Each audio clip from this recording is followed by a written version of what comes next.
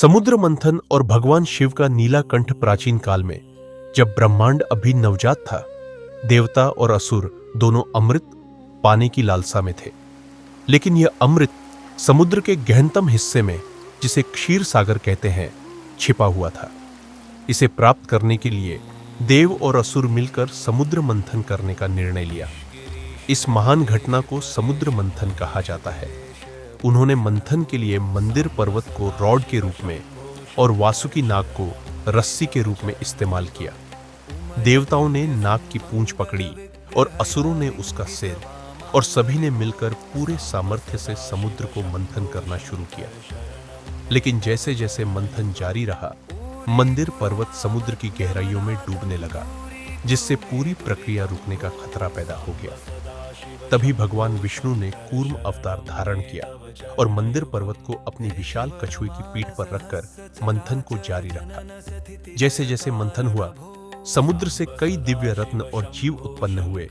कामधेनु, कल्पवृक्ष, देवी लक्ष्मी, दिव्य अश्व उच्चैश्रवस और अनेक सौंदर्य से परिपूर्ण चीजें। लेकिन अचानक समुद्र की गहराइयों से एक भयंकर अंधकारमय धुआं उठकर बाहर आया, जिसमें से निकला हलाहल विष।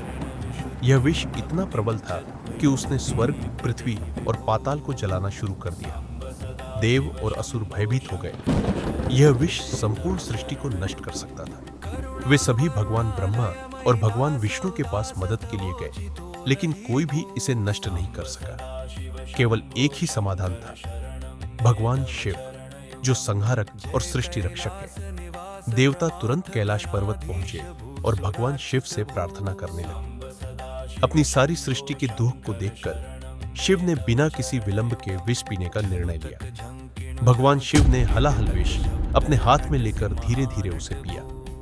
विष इतना शक्तिशाली था कि वह पूरी तरह से नहीं पच सका और उनके गले में ही ठहर गया। इसे फैलने से रोकने के लिए माता पार्वती ने उनके गले को सावधानी पूर्वक पकड़ा। इसी कारण से भगवान शिव का कंठ नीला हो गया और उन्हें नीलकंठ कहा जाने लगा।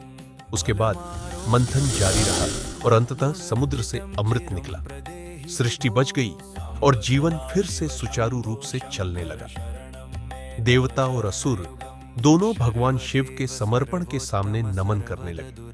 उन्होंने सिखाया कि सच्चा परमात्मा वही है जो अपने व्यक्तिगत दुखों और संकटों को सहकर सबकी भलाई के लिए त्याग करता है।